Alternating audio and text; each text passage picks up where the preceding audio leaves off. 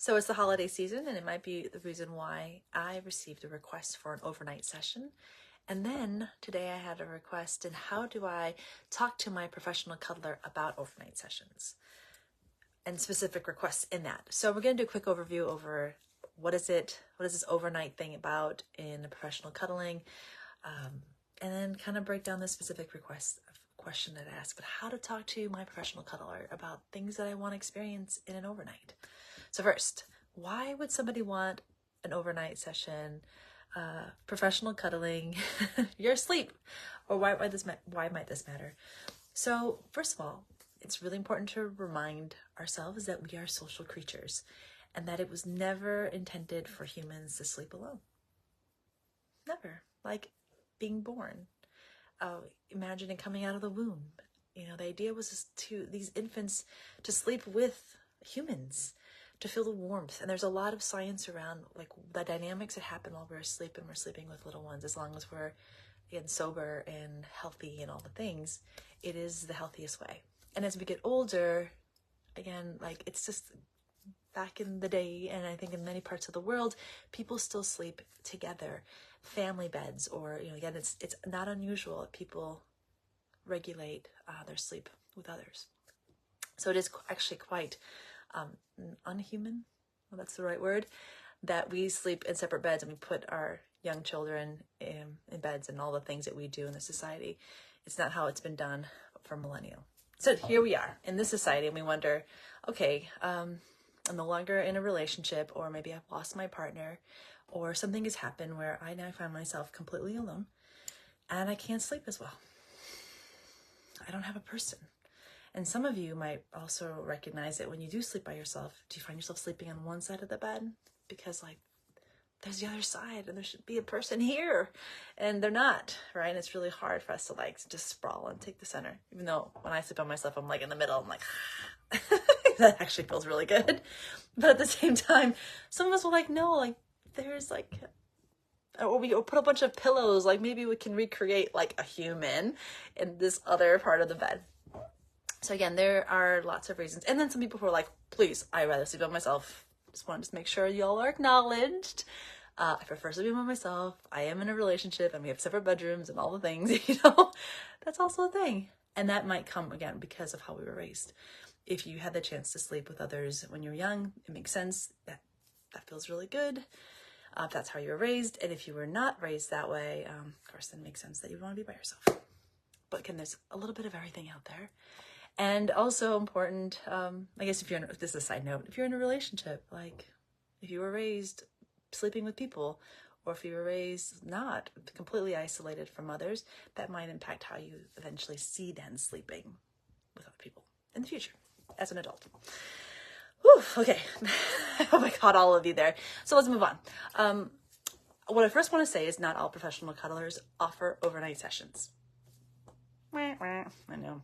It's disappointing that you can ask and say, is this something that you provide? They may say, no, I'm not comfortable with that. And if it's okay to ask, okay, it's totally like, you can tell them, Janet said it was okay to ask. You can blame me, that's fine. I'm hoping that all professional cuddlers can handle a request, and the request is very simple. Do you offer this service? And if they say yes, then they are open to it. Then it's about respecting their boundaries and paying them adequately for this service. So that this is part of the conversation. The next thing that needs to happen is checking in with them if they require what they require to even, so that if you are eligible to have this type of session. For someone like myself, I would like to get to know you, have a few sessions just during the daytime, get your energy, and check out your sincerity, and build trust with you, so that when I'm in that vulnerable position, being alone in a bed with you, I can trust, because we have this built-in rapport. Super important. I don't know. I mean, there may be an exception for sure, where I would just do an overnight with somebody who is kind of new. Possible. But again, it really depends on those conversations that I've had with them over the phone and just what I'm sensing about their situation. I might do that. But in an ideal situation for me, an established relationship to build trust is important. And then I'll discuss, okay, this is how it works for me. And I do want to put this on me first. You can ask them, can you tell me like, what are your, how does sleeping work for you? What are the boundaries? How could I, respect how you sleep and all of that?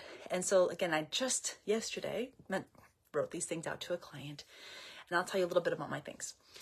So hours of sleep, like I do request 7 to 8 hours. I do want a full night's rest, ideally, especially at the rate that I do charge, which is about $500 for those this is just for the sleeping time. This doesn't include the time ahead of time or the time upon waking.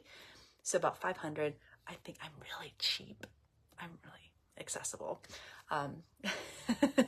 Yeah, that's good for me. So that's 7 to 8 hours. And then I'm really great with touch while I'm asleep. So like I can cuddle and I can have a body near me while I'm sleeping. I have some really weird like sleep quirkiness that might be important. It is important for me to mention. Like I put my hair in a silk. I use an eye mask. I do earplugs. I tape my mouth at times. I like to sleep either on my side or my back. So like there's these details that people might want to know. I like to put a pillow between my knees. It starts to add up. As I get older, I'm sure this is going to become more and more like a long list of things that I require to have a restful sleep. And I can still get touched and cuddle and all of that. Things to also consider, like being mindful of like wakefulness in the middle of the night. In this case, my time that I'm charging is for no middle of the night attention. It's just for sleep. So if that client's like, well, I do plan on waking up multiple times, and sometimes, like I might have 30 minutes where I might like your attention, that would be an extra cost. Like if you're going to wake me, if the planned thing is to wake me and for me to be present, which I'm willing to do, but the cost, like my base is $500, and then of course the cost will go up if that's an expectation. And any other expectations that might happen in the middle of the night. So first of all, I'd say these are my quirky things, my little needs that I kind of do. And then it's time for special requests. Like, so the client, I would then hope that you could let me know, like, what are the things that you're looking for? And so again, things to negotiate, like what are sleepful positions or poses? And I can sleep on my back. I can sleep on my side. I cannot sleep face down. Like I've never done that. So those are the options for me. What side of the bed am I sleeping on? That might make a difference. Some people are really strict about sleeping on one side, like, because I think ideally we need to sleep on our left side to like things flow, like out of the gallbladder and out of the liver and the stomach and all these, and the heart is closer to the bed, so the heart isn't working as hard. Like that might be important to address like health sides of sleeping and making sure that you both are compatible if you're going to be on your sides. Something else to consider is, what if I accidentally touch a part that is like off limits? Like we've established not okay to touch those particular parts. And because the trust has been built, my hope is that everyone like understands it's these things can happen. It's not intentional, and trusting. I also would look in, like, are you planning on taking any sleep meds? Because if you're on like an Ambien or something, you might do things that you don't remember the next day. So like checking in about medications and like what's all gonna happen. So I would not want someone with Ambien sleeping with me because things happen. That'd be very strange. Here's a big topic that I think we forget to talk about. There might be accidental farting. Terror. Like that day I might eat very differently to make sure I don't eat anything that's gonna be like fart inducing. And so let's say you have a client who's like, I like to like go out to dinner and then we can have some cuddling in the hotel and then we'll do our overnight. Well, if I'm gonna go out to dinner, I gotta be really conscientious of what I'm eating and I don't overeat. And yeah, and then suddenly like, oh, my belly. And I got to go. And like, that would be really embarrassing. Again, trust, right? You have this trusted relationship. And that would, yeah. And sometimes I'm gassy at night. So that might be a thing. How about snoring? So I use earplugs. Even if I sleep by myself, I'm an earplug person. It just helps me like turn off. And again, are you a snorer? And if you do, and how do you help you sleep? Because snoring is a thing. If I snore, so I tape my mouth as a way as well, like to guarantee like I'm not mouth breathing, because then I might snore. I would hate to keep somebody awake, and they're paying me. That's lovely. Nobody wants that. Something else. CPAP machines, another thing that's out there. I have never slept in the same bed with someone, so I can't speak on this. And I know that they can, again, there's some sounds, it can be a whole deal, figuring out, again, positions that work for the both of you in that arrangement. I want to keep you alive. You are important. But again, we would navigate that. And again, I use the earplugs. It helps. And bathroom runs in the middle of the night. Some people go multiple times. Again, will that disturb if like the bed's moving? Finding a right bed that like won't move as much, if that's an important thing. Are you a light sleeper? Either of you. Might be important to talk about. Shared covers or separate covers. So usually I would do shared covers because I want that closeness. But again, looking at like how do you navigate that, the cover thing? Are feet exposed or not? And then the temperature in the room. That can be really tricky. Like some people like really cold rooms, and and they want them to be like in all these covers to keep themselves warm, or you more like, again, just talking about those kinds of differences. I can do both now. I really like a really warm room, but I also can be in a really chilly room. As long as I have the body heat, I really need the touch if I'm going to be cold. And then the type of clothing that you both could agree on. So I would be wearing pretty short shorts, like comfy, shortish shorts, not industry standard shorts, let's just say that much, and probably a tank top, like, and then probably something minimal, because some people sleep nude, and so I often will sleep nude, and this is kind of the compromise I'm willing to do since I'm not doing it nude overnight sessions. Well, yes. Okay, whew. So once you've like kind of gotten through like all of that, so more of like the basic stuff. There might be now is a time for an additional like request. Like I said, maybe I said this is a special request. Those are more basic requests. Like these are like special requests.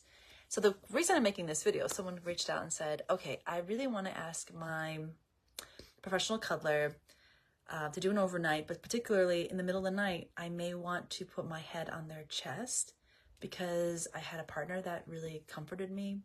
And when there's like a trauma response or there's something that comes up for me, that really helps me feel comforted, and it helps me in the night when I'm sleeping with someone.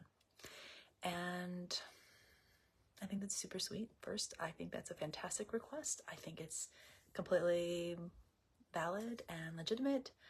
And so after kind of everything else has been, you can talk about all these things, making sure you're compatible, or you can throw this one in the beginning. I mean, really, there's no order. Just know that there's so many little pieces that are important. This is just another one. And my recommendation is to first, of course, have sessions with this particular professional cuddler. I'm assuming that the person that's made this request is having sessions, and do that position during waking hours. So ask, may I put my head on your chest? Could we try this position? And see that it works for the both of you. And then ask in an overnight session, this would be something that would also really support me if I could have this position with you. So first of all, just check that they can do it during the daytime, and body logistics, because sometimes different bodies, chest size, shoulder, all the things can impact if like you can put your head on someone's chest and it feels comfortable. And then if it works during the day, then say, is this something that I could also experience periodically through the night, which would then mean they would need to probably be on their back, and make the request and say, this would be really good for me. And that's, again, building the trust that what you do during the day is how it would be at night.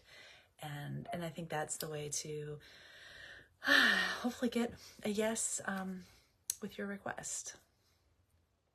If you're ever curious about sleeping, co-sleeping with children, family sleeping, all the things, If you Google like online, I think there's like images of people sleeping together. It is fantastic to see. They've done studies over watching people in their beds, taking pictures of them and how people move and like on top of each other and babies and all the things.